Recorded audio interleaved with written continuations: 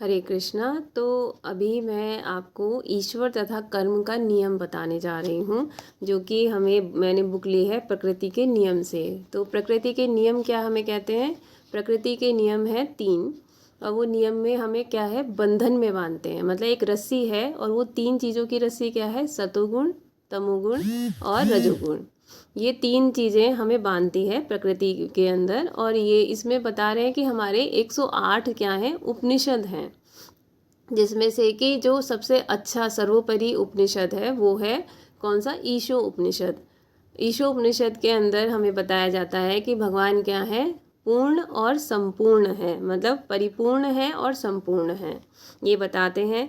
और यहाँ पे हमें प्रकृति के नियम के अंदर जब हम बंध जाते हैं तो हम 6 अवस्थाओं से होकर गुजरते हैं, जिसमें कि हमारा पहला आता है जन्म, फिर हम वृद्धि करते हैं, फिर हम पालन करते हैं, फिर उत्पोत्पादो मतलब कि बच्चे पैदा करते हैं की उत्पत्ति, ह्रास मतलब कि बूढ़े होते हैं, और देन विनाश, विनाश मतलब मृत्यु हमारी होती है। और इसी के अंदर हमें आगे बताते हैं कि ये जो हमारे साथ में जो तीनों गुण हैं, ये मिलके ही हमें ये सारी चीज़ें, इस कर्म के बंधन से कोई भी बच नहीं सकता, ना तो कोई विज्ञानी, ना कोई साइंटिस्ट, ना कोई हमें इसमें बचा ही नहीं सकता। इसमें एग्जाम्पल भी देते हैं कि आपके पास बहुत धनी है, आप बहुत धनी है, उसमें आप फिर एक एक इंसान ने बोला कि मुझे जो है आप जो है 4 दिन दे दीजिए, जिससे कि मैं क्या कर सकूं, अपने सारे काम जो है निपटा सकूं। तो उन्होंने बोला कि आपको 4 दिन तो क्या, 4 मिनट, 4 सेकंड भी नहीं मिल सकते, आपकी संपत्ति ये सब कोई काम नहीं आएगी। तो यहाँ पे बता रहे हैं कि ये हम लोग क्या हैं, जैसे ये जो हमें 6 वर्ग बताए हैं, उसी तरह से हमें पवर्ग में बताया है कि हम किस में बंधे रहते हैं, पवर्ग में।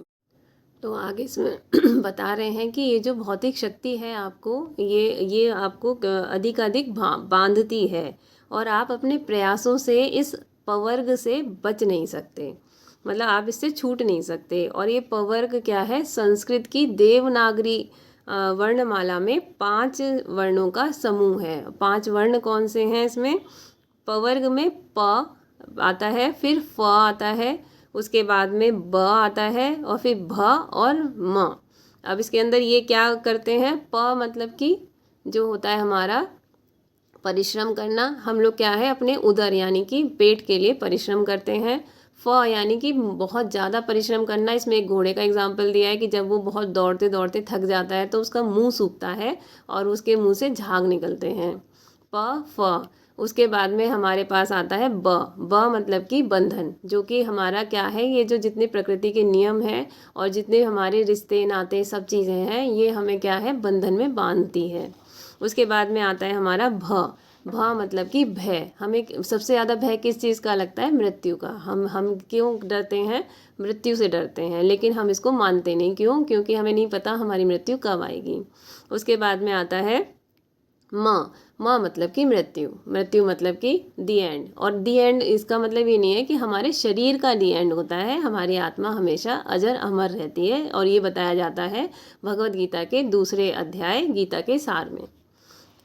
उसके बाद में हमें क्या करना है, अगर हम भगवान की शरण ले लेते हैं, कृष्ण भावना भावित हो जाते हैं, तो हम क्या कर सकते हैं, इस पवर्ग को यानी कि विसर्ग जोड़ के हम क्या कर सकते हैं, अपवर्ग हो सकते हैं। मतलब हम इस बंधन से छूट सकते हैं, मतलब हम प्रकृति के नियम से ऊपर उठ सकते हैं, और जो 84 लाख योनियां हैं उसमें जाने से हम बच सकते हैं।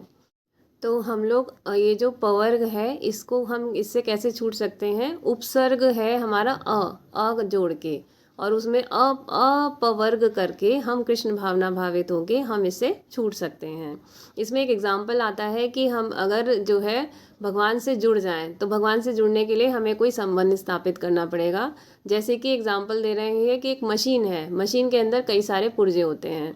उन पुर्जों के अंदर अगर एक पुर्जा अगर अपनी जगह सही जगह पर है तो उसकी अहमियत है, लेकिन अगर वो नीचे गिर जाता है या खुल के हट जाता है तो उसकी कोई वैल्यू नहीं रह जाती।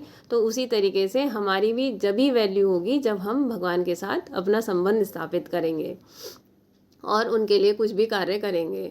अब इसके अंदर हम सभी जानते हैं कि भगवान के अंदर जो गुण है वो हमारे अंदर भी है। क्वालिटी सेम है, लेकिन क्या है, क्वांटिटी अलग है, क्वांटिटी हमारी कम है, उनके अंदर वो पूर्ण है ना। और उसका एग्जाम्पल एक और आता है, बहुत लोग देते भी हैं कि समुद्र की जो पानी है, समुद्र का जो जल होता है उसके वो खारा होता है, तो उसकी जितनी क्वालिटी एक समुद्र के अंदर, समुद्र के इतने सारे पानी में है, उतनी ही क्वालिटी क्या है एक बूंद के अंदर भी होती है। लेकिन क्वांटिटी में समुद्र बड़ा है और एक बूंद क्या है उसका महत्व कम ख़त्म हो जाता है जब वो वहाँ से निकल के गिर जाती है। तो उसी तरीके से हमें क्या करना है, अपने आप को पुनर्जीवित करना है। कैसे पुनर्जीवित करना है, हमें कृष्ण भावना भावित होके अपने आप को परिपूर्ण करना है और प्रकृति के इन तीनों नियमों से बाहर निकलना है। हरे कृष्णा।